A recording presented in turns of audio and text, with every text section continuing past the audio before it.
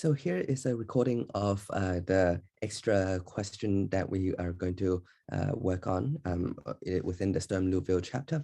And the idea is to take a standard differential equation, second order, like this, and see if we can put it into a Sturm-Liouville symmetric self-adjoint form. Okay, so we'll go through just the methods here in this video first, and if we have chance extra time, we'll talk about why is that important. But the quick answer to the latter question is just that once it's satisfied the symmetric self-adjoint form, it's basically like proving that or showing that a matrix, a square matrix, is a symmetric matrix, and it follows very nice rules with getting eigenvalues. So that's the quick answer to it. It basically, if we can put it in this form, it follows a lot of very nice features, as you can see from the Sturm-Liouville theorem in your lecture notes. Okay, so without further ado, the idea, so here is how I would write out a solution for this. So first, the goal I'll write down is to rewrite as this form. So the form is, first you have p of x, ddx of y, technically y of x, but I won't write too much of x. I just want to emphasize the coefficient functions, plus qx plus lambda rx. Okay, r here is called the weight of the equation. It's basically whatever comes in front of the lambda, and yeah, equals 0. Okay, so I'm just going to label some of these equations, namely the first one. I'll call that equation star, just so that I can reference it later. Okay, so now we want to identify what is the PQR from what we are given over here. Okay, so the first step over here is to expand it out first, so we can have something to compare to. So we expand this.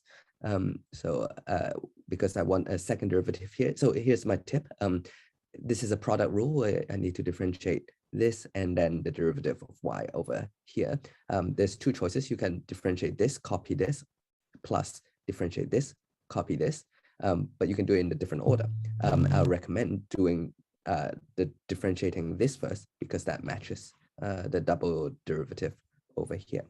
Okay, so we'll do that. So just have p of x and y double dash plus, now I'll differentiate p of x and copy just the dy dx and just copy the rest.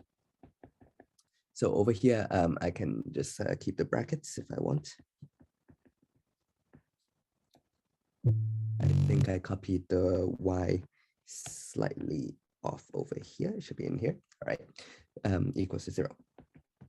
Okay, so now here's a very common mistake, is people are tempted to just directly start matching up these functions over here, and p of x is x squared, p dash is x, and etc. And of course, now you already, this is a relatively simple one, so you can see that this is obviously not the case, because if p of x is x squared, p dash is going to be 2x, not x. Right? So we have trouble over here. So never just compare coefficients once you have this. You need to put star also into a form where the first term's coefficient is 1, and also this the first term's coefficient of this into 1 first. Okay, so what I mean is, so you want to rewrite this as p dash over p. I'll now suppress some of the arguments once we know which ones are functions. It was 0. Oops, yeah, so I'm dividing by p over p like that. Okay, and I am going to call this equation number 1, and also 1 will imply, so sorry, the equation star will imply, I'm going to take the equation star over here and also divide by x squared to make the first one's coefficient, the first term's coefficient 1.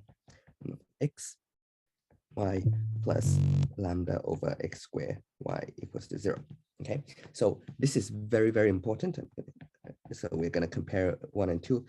You might want to make a note over here to make sure you do this, right? So I want to especially stress this, because this is probably the most common mistake. So just a quick example, you'll see why this is necessary. Because if I just write out an equation like this, and then another equation ax plus by plus cz equals to 0, like this, and ask you what is ABC if this is supposed to be equivalent to this. It's very, very tempting, I can admit. It's very, very tempting to say a equals to 2, b equals to 3, c equals to 4. But that is furthest away from the truth. This is completely wrong, right? How do we see that? Because I can just multiply everything by 2, say, like this. And now what do you have? Do you have a different conclusion? You can equally conclude a equals to 4, b equals to 6, c equals to 8. And that, of course, is a contradiction, right? So what is a, b, and c? Well, the only way to find that out is if I make the coefficient of this 1. And then I can start comparing. So let's divide everything by 2, right? So I have x plus 3/2 plus 4 over 2, which is 2, like that, and divide everything by a over here. So I have x and then b over ay plus c over az equals 0, like this. And now we have a fighting chance of actually comparing this with this. So for example, right, so I have b over a is 3 over 2, and I have c over a is 2. Right, now I can compare them. Let's double check if that's true, right? Because if I look at this, right, so what does that tell me? So b over a is 3 over 2, all right, so that looks good. If I had used this equation instead, where I've multiplied everything by 2, but even here, the b over a is 6 over 4, of course, that's same as 3 over 2. I can even do it with this after I divide everything by 2. This over this, well, that's also 3 over 2, right? So this conclusion over here, once I compared it, actually worked for every single iteration of this.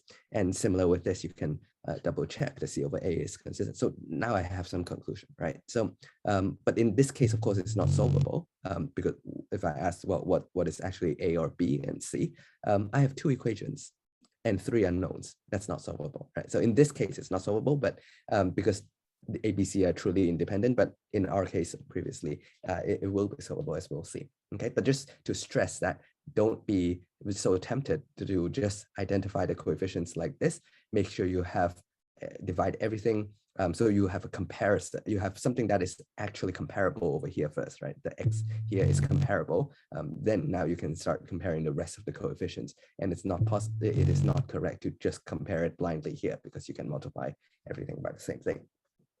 Okay, so back to here, right? So we now have, we've taken, this is our goal, we want to rewrite it into this form. We've divided it through, so we have some unknown functions, p, q, and r, and we have the original equation over here. Okay, now it's the easy part. Okay, so we can do, now compare 1 and 2.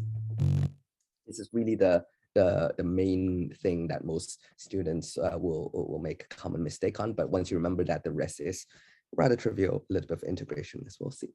Okay, so comparing 1 and 2, so we have p dash over p is equals to 1 over x, and q over p is 0, as you can see. And we have r over p is 1 over x squared. Okay, all right, so I'm going to give all these guys names, equation 3, equation 4, equation 5. Okay, and so we'll start with equation 3. So this is the famous integral we talked about in class. Something dash over something, immediately should understand that this will be p is exponential to the integral of this side, which is a log, but we'll do it step by step. Right, so just expanding this a little bit, it says dp over p. I can multiply the dx to the other side. I can integrate both sides. So this is log p, this is log x plus c. All right, so where c is a constant. Now, if I can exponentiate both sides, I will have this, where a is e to the power of c. You can double check that, right? So that's basically rewriting this as e to the power, well, log a, like that, right? Writing c as log a. So a is e to the power of c, which is also, of course, a constant. If c is a constant, e to the power of c is constant. Okay, so this part will not show up in my solutions, but the rest will. Yeah, okay, so I've got what, I've got P, right? Good, so partly done. Now, what is Q? Well, that's easy. P is AX, so Q is just 0. So for implied Q equals 0. So I have P there, I have Q there. And finally, I just need to get R. So R is P times 1 over X squared, which means it's just A times 1 over X, like that, okay? And now, therefore, we have star. So the original equation, this tells us it can be written as this form. Now I'm going to drop all the A's, and you see why, right? I can write it like this.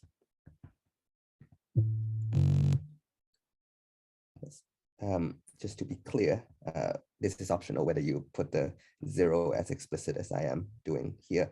But yeah, so either way is fine.